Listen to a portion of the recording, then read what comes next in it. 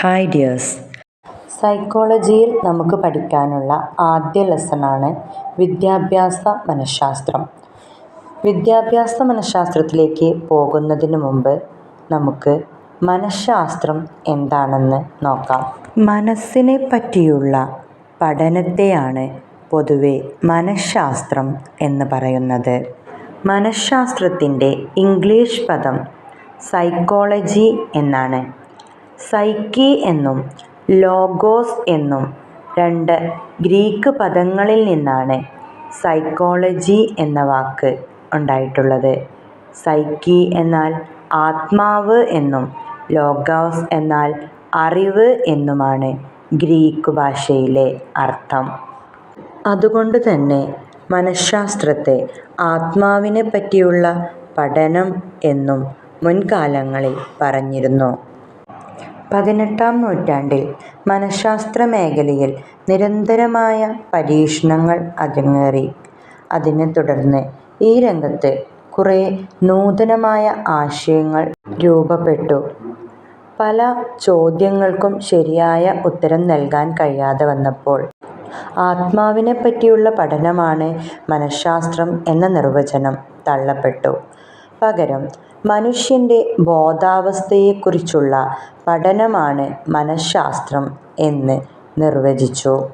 പ്രഭാതം മുതൽ പ്രദോഷം വരെ ഒരു മനുഷ്യൻ്റെ മനസ്സിലൂടെ, ബോധമനസ്സിലൂടെ അനവധി ചിന്തകൾ കടന്നുപോയിക്കൊണ്ടിരിക്കും.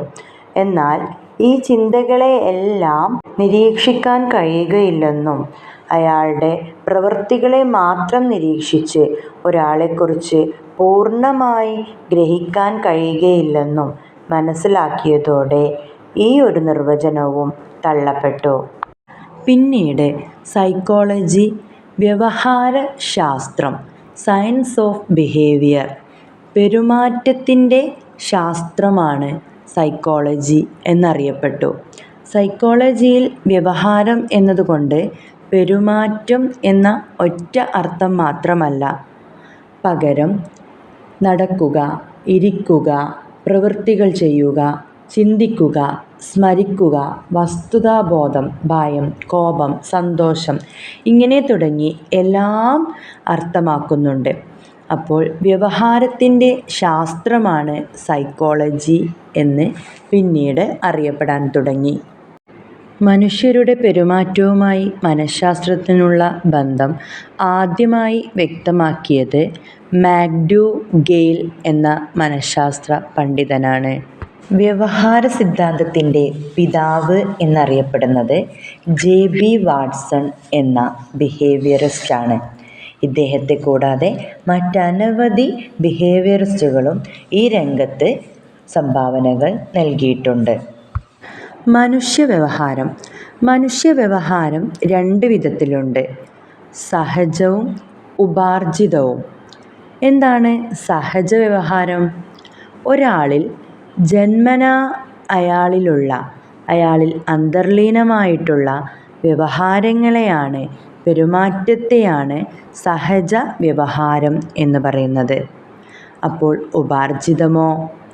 അനുഭവങ്ങളുടെ അടിസ്ഥാനത്തിൽ അയാളിൽ ഉണ്ടായിട്ടുള്ള, അല്ലെങ്കിൽ അയാളുടെ ചുറ്റുപാടുകളിൽ നിന്ന് ആർജിച്ചെടുത്തിട്ടുള്ള വ്യവഹാരങ്ങളെയാണ് ഉപാർജിത വ്യവഹാരം എന്ന് പറയുന്നത്.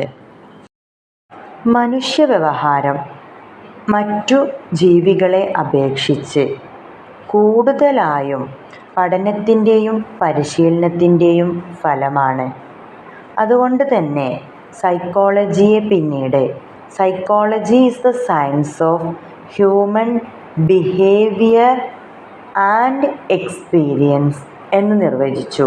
മനഃശാസ്ത്രം മനുഷ്യൻ്റെ വ്യവഹാരങ്ങളുടെയും അനുഭവങ്ങളുടെയും പഠനമാണ്, അല്ലെങ്കിൽ ശാസ്ത്രമാണ്. നമ്മൾ ഒരുപാട് നിർവചനങ്ങളെക്കുറിച്ച് പറഞ്ഞു.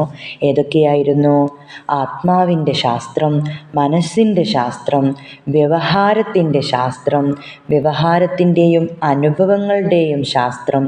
ഇങ്ങനെ ഒരുപാട് നിർവചനങ്ങൾ സൈക്കോളജിക്ക് വന്നിട്ടുണ്ടെങ്കിലും ഇന്നും ഏറ്റവും അംഗീകരിക്കപ്പെടുന്ന സ്വീകാര്യമായ നിർവചനം എന്ന് പറയുന്നത് 1911 ഫിൽബറി എന്ന മനഃശാസ്ത്രജ്ഞൻ നൽകിയ സൈക്കോളജി എന്ന് പറയുന്നത് മനുഷ്യൻ്റെ വ്യവഹാരങ്ങളുടെ ശാസ്ത്രമാണ് എന്ന നിർവചനമാണ്.